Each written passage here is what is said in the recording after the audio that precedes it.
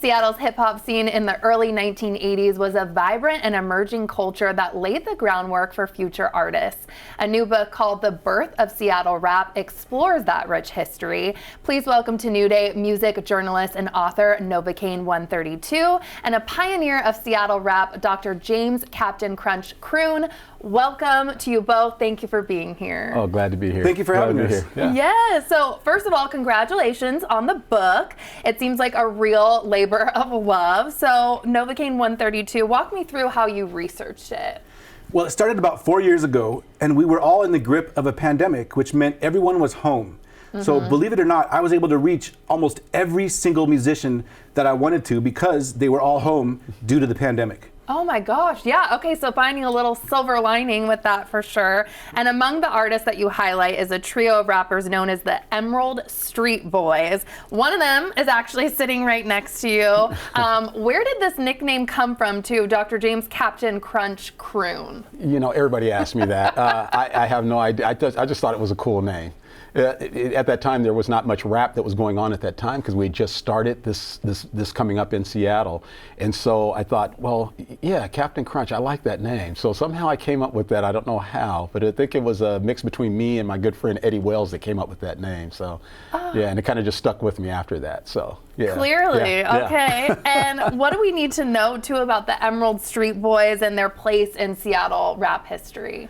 Well, we actually started, the very first rap song that came out nationwide was Rapper's Delight in 1979. We started around late 80s, and we started doing shows in 81.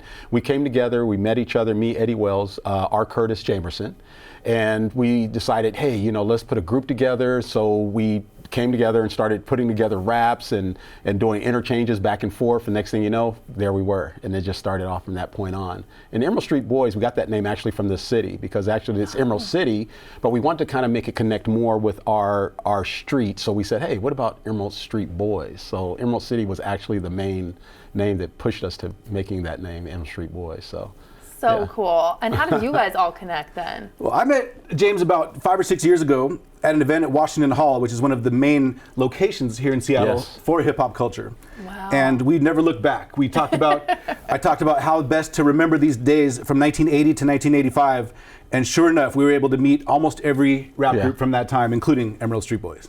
So cool. And Dr. Croone, you went on to become a pastor. Yes. So do most people kind of know about your rapping roots then? You know, it's funny because then it turns into this punchline. And I don't tell anybody, but then all of a sudden I'll have a congregate to come in and say, hey, Captain Crunch. And I'm like, oh boy, they must have, oh, here we go. And, you know, but it's really fun though. You know, even at my job where I work and different things, I have different ones. People come in and do that, but they'll just hit it with me. Like they'll just call me out, Captain Crunch. And of course I turn around like, you know, and they get a good laugh out of it, you know, so they get, it's amusing, so, but I love it. It's fun. That's so special. Novocaine 132 too, you also wrote about a newspaper called The Rocket. So how did that influence the Seattle rap scene? Well, before the internet, The Rocket was the way people learned about music in Seattle. And it was run for a long time by a man named Charles R. Cross, who we recently lost as well. The Rocket was the rock and roll Bible for Seattle. And so that meant it also was the hip hop Bible for Seattle because that's where you went to find the latest news and information. Gosh, so cool. And even if I feel like you weren't a fan of rap at that time, everyone knows the name Sir Mix-a-Lot.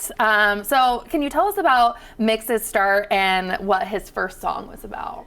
Well, Mix-a-Lot was at Roosevelt High School. He was an electronics whiz. He loved to take apart and put back together electronics.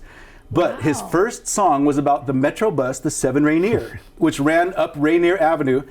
And it was, believe it or not, that song was almost a nationwide hit about the 7 Rainier bus.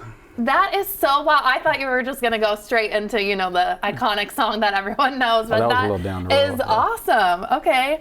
And the book's forward is also written by DJ Nasty Nez, and we lost him just a few weeks ago. So what do you guys want people to know about Nez and just his impact on Seattle rap? You know, Nez was our very first DJ of our group, so we were very close with him. And the one thing I would like to say is that Nez was really a unique guy.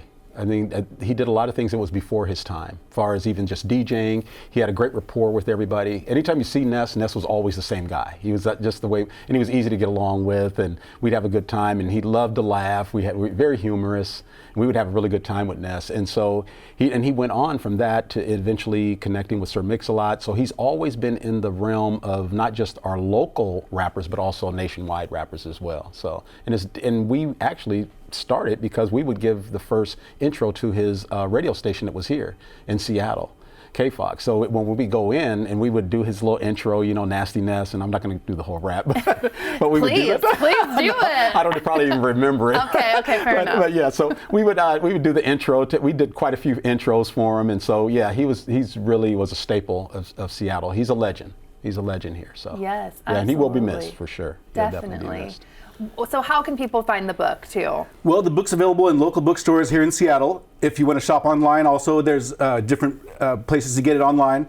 I don't want to say any specific spots, but a lot of local bookstores are carrying it, and I'm very excited to share this history of Seattle and these local Seattle musicians with the rest of the city. Wow. Yeah. Thank you so much to both of you for being here. This was really, you. really interesting. Well, thank Thank you very much for Thank you having very us. much. Yeah. Yes.